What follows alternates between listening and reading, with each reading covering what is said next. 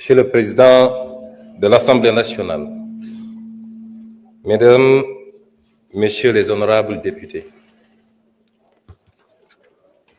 Mesdames, Messieurs les ministres et secrétaires d'État,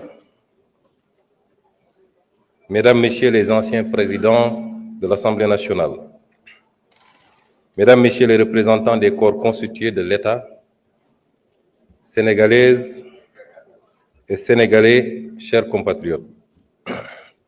Monsieur le Président de l'Assemblée nationale, honorables députés, c'est avec un profond sens du devoir et une vision claire pour l'avenir que je me présente aujourd'hui devant cette auguste Assemblée.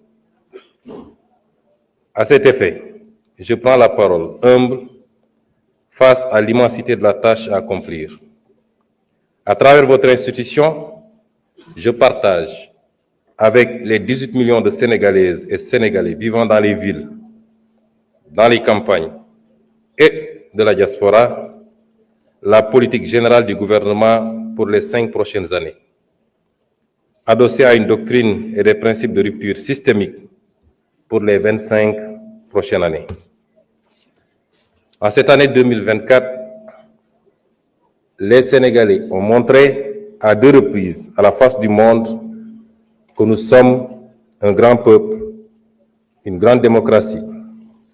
Beaucoup ont douté, mais les Sénégalais dans leur majorité ne l'ont jamais fait. Nous avons regardé l'avenir parce qu'il était synonyme d'espoir. Nous avons affronté les épreuves pour avancer. Avancer pour ne jamais sombrer.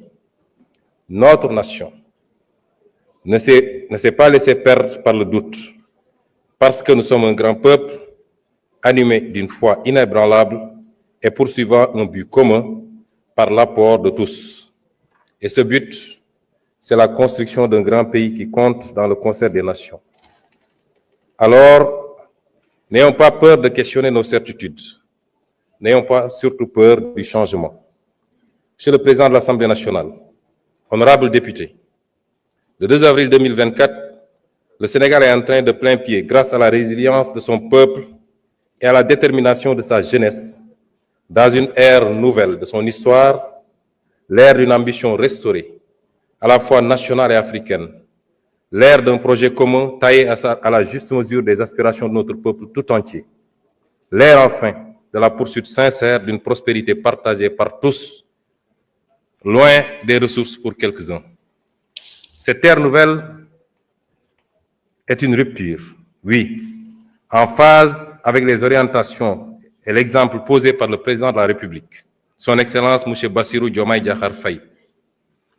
Il échoit à toute la nation sénégalaise de rompre de manière ferme et résolue avec certaines façons de penser et de voir notre cher pays, ainsi qu'un bon nombre de pratiques établies.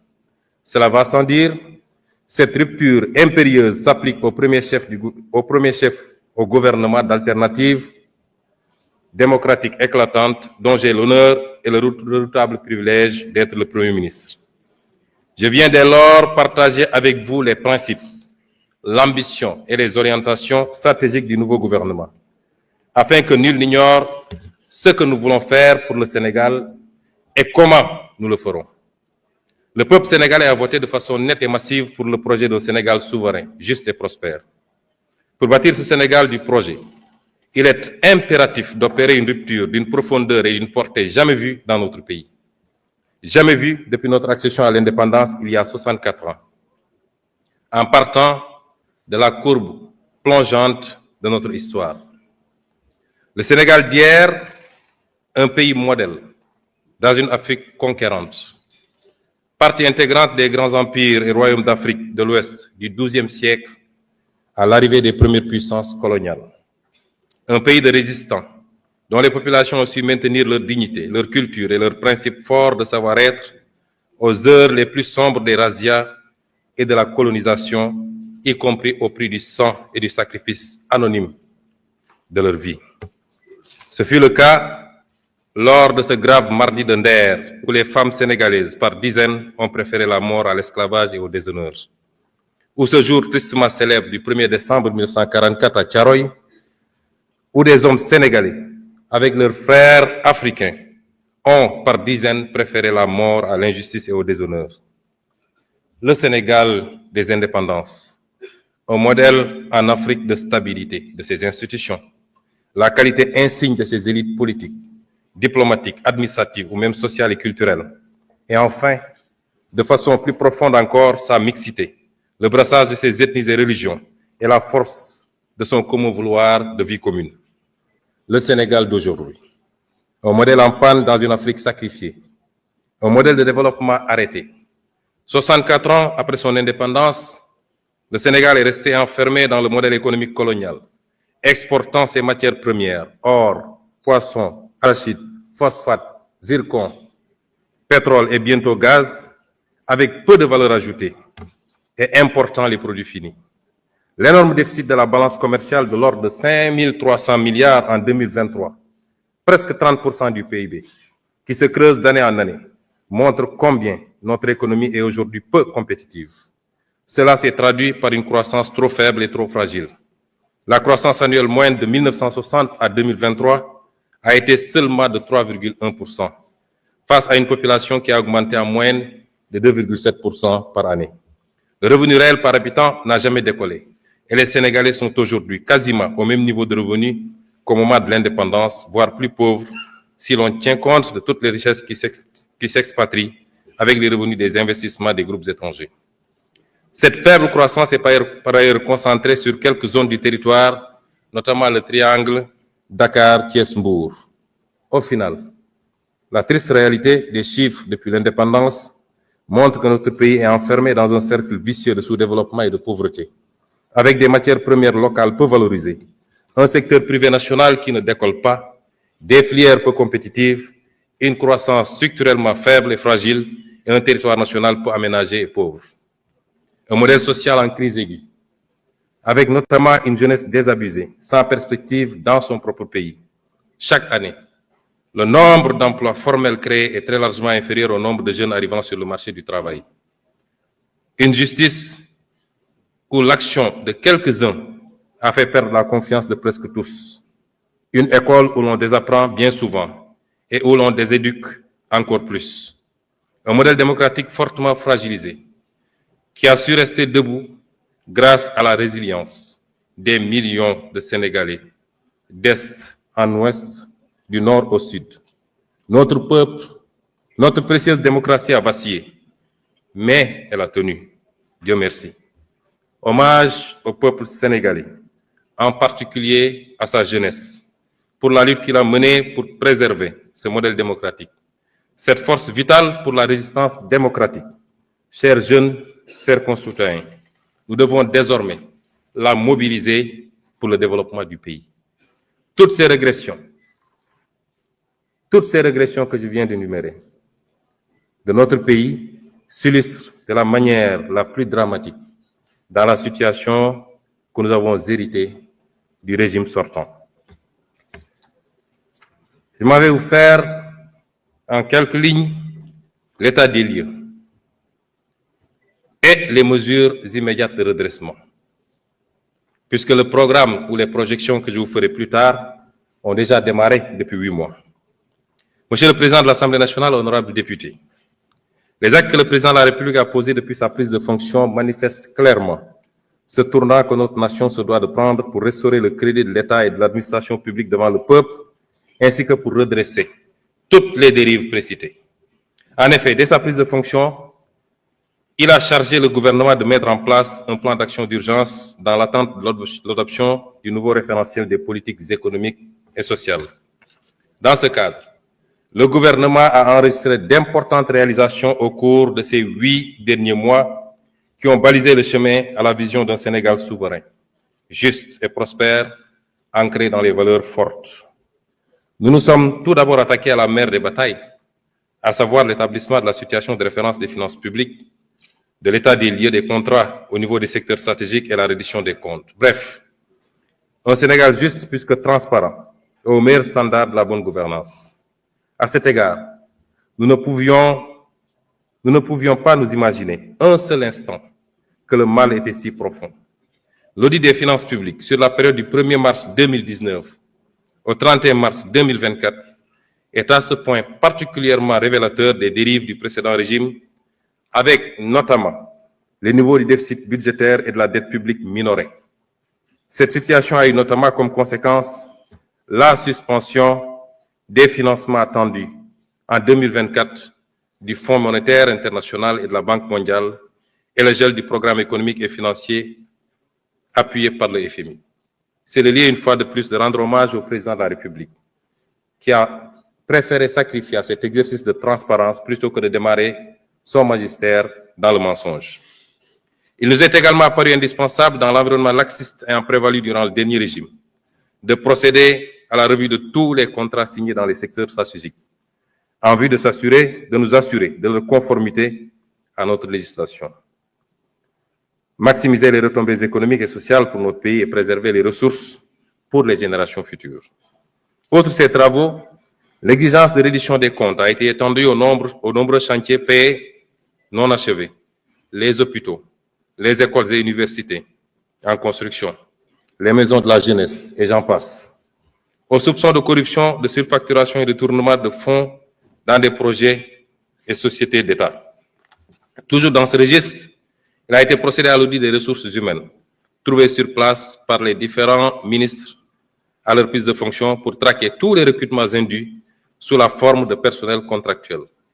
Pour donner une idée de l'ampleur des pratiques du régime précédent, le ministère en charge de la fonction publique a recensé environ 29 000 contractuels recrutés en marge de la réglementation en vigueur. De même, pour marquer une rupture nette dans le sens de la bonne gouvernance, le président de la République, le Premier ministre et l'ensemble des membres du gouvernement ont procédé à la déclaration de leur patrimoine dans les délais fixés.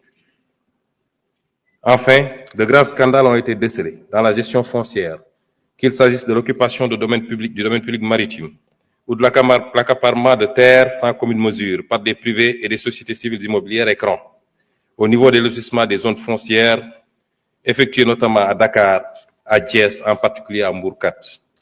De manière plus grave et répréhensible, il est à noter de la prévarication et de la privatisation du patrimoine foncier et bâti de l'État. Pour rester dans ce registre de la bonne gouvernance, je voudrais également évoquer les avancées majeures enregistrées dans l'administration de la justice, dont le fonctionnement a été notablement instrumentalisé par le régime sortant. Une des réalisations majeures dans ce domaine au cours des 8 derniers mois a été l'organisation des assises de la justice avec la participation inclusive des citoyens. Les autres réalisations ou initiatives lancées ont trait à la protection des lanceurs d'alerte, la modernisation de l'administration pénitentiaire et la prise en charge judiciaire des dossiers des victimes de la période préélectorale. À cet effet, en plus de l'inscription budgétaire de crédits destinés aux victimes, il sera proposé à votre auguste Assemblée, dans les semaines à venir, un projet de loi rapportant la loi d'amnistie votée le 6 mars 2024 par la précédente législature. Pour que toute la lumière soit enfin faite et les responsabilités établies de quelque bord qu'elles se situent. Il ne s'agit pas ici de chasse aux sorcières, encore moins de vengeance, car aucun sentiment de revanche ne nous anime. Loin de là, il s'agit simplement de justice, pilier sans lequel aucune paix sociale ne peut être garantie. Monsieur le Président de l'Assemblée nationale, honorables députés, la vision d'un Sénégal souverain a été prise en charge dès la formation du gouvernement, avec notamment l'exigence de défendre en tout premier lieu les intérêts du Sénégal et de ne plus jamais nous laisser dicter notre conduite dans la gestion des affaires publiques et la défense du citoyen sénégalais. Il en est pour preuve les positions ouvertement affichées par Monsieur le Président de la République dans les instances internationales, que ce soit à la tribune des Nations Unies, au Forum mondial pour la souveraineté et l'innovation vaccinale, au sommet des Jeux olympiques du développement durable, aux réunions de l'Organisation de la coopération islamique. Nous militons pour un rééquilibrage de la gouvernance mondiale et le respect des valeurs universelles de paix et de droits de l'homme, en particulier la fin du génocide à Gaza et la reconnaissance des droits inaliénables du peuple palestinien.